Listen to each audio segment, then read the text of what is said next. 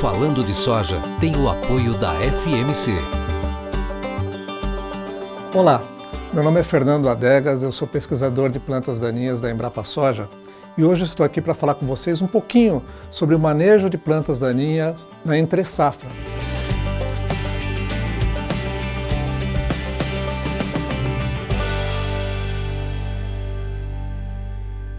Entre-safra é aquele período entre a colheita principalmente da cultura de verão e que entra a cultura de inverno ou vice-versa, colheita da cultura de inverno e para a colheita da cultura de verão.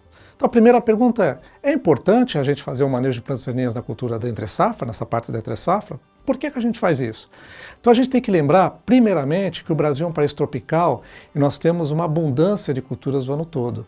E principalmente sucessões de culturas. Se vocês derem uma olhada aqui, vocês vão ver vários sistemas de produção de soja, onde entra soja com milho safrinha, mais no norte do país, soja com algodão, sojas com cereais no sul, enfim. São vários sistemas onde entra mais de uma cultura durante o ano. Então é primordial a gente tentar manejar plantas daninhas entre essas culturas. E tudo isso começa, o primeiro ponto importante, então, do manejo da entre-safra, é nessa própria cultura anterior. Porque se sobrar planta daninha nessa cultura anterior, ela já vai estar disponível no terreno após a colheita. Exemplo típico é essa figura, por exemplo, onde é que nós temos buva no meio do trigo, né? Então essa planta daninha ela pode sobrar e ficar uma planta de entre-safra. Outra coisa interessante é que algumas próprias culturas podem se tornar plantas daninhas de entre-safra. O caso típico é o caso do milho safrinha. Então veja bem, se na colheita do milho safrinha a gente não colher legal e começar a sobrar alguns grãos dentro do solo, primeiramente a gente já perdeu dinheiro por causa disso, né? Então deveríamos colher tudo. Mas o que pode acontecer? O próprio milho pode se tornar uma planta daninha de soja.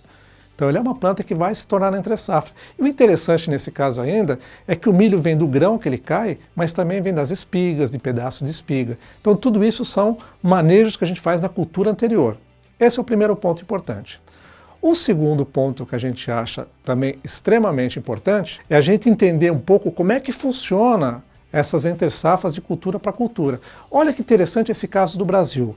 São alguns sistemas que a gente tem de produção que começa desde o norte do país, do Cerrado, e vai até o sul.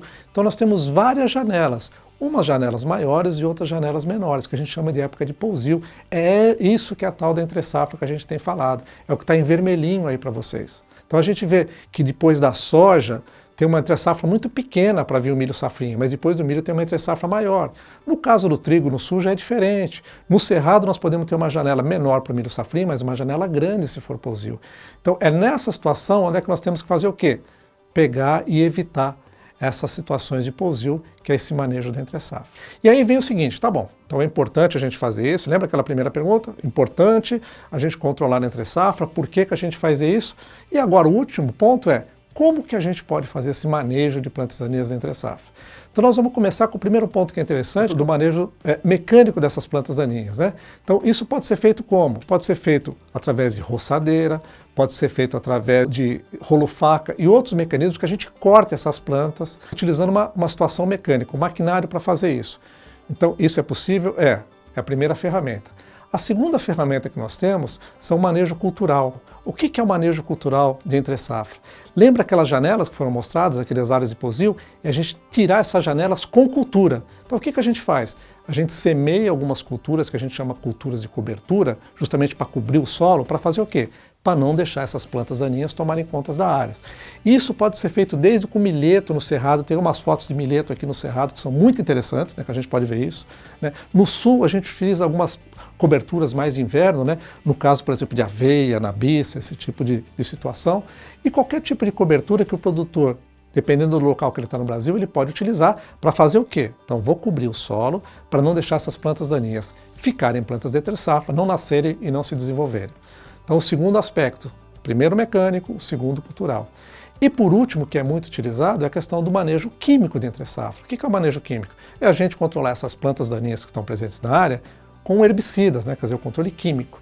E aí, isso a gente vai ter que analisar, primeiro, quais são as plantas que estão na área, as condições climáticas. Nós temos uma região que chove menos, que é mais no Cerrado brasileiro, uma região um pouco mais úmida e fria no sul do Brasil. Então essas características da escolha do produto vai estar diretamente relacionado com a população de plantas daninhas, com o tipo de espécie que nós temos na área, e aí sim, nós vamos selecionar os herbicidas e o manejo químico geral que a gente vai utilizar para controlar essas plantas. Resumindo, é extremamente importante a gente começar o nosso manejo da safra controlando as plantas daninhas entre safra, que nós já vimos que os sistemas brasileiros são muito diversificados. Primeiro ponto, controlar bem, fazer o planejamento de controle através dos 3 principais métodos que nós temos. Pode ser o controle mecânico, pode ser o controle cultural e pode ser o controle químico, de acordo com a característica de cada produtor. Acho que fazendo isso, nós vamos iniciar nossa safra de soja da maneira mais adequada, pensando no controle de plantas daninhas. É isso aí, pessoal. Início da safra de soja sem planta daninha. Controle de entre-safra é primordial. Falando de Soja tem o apoio da FMC.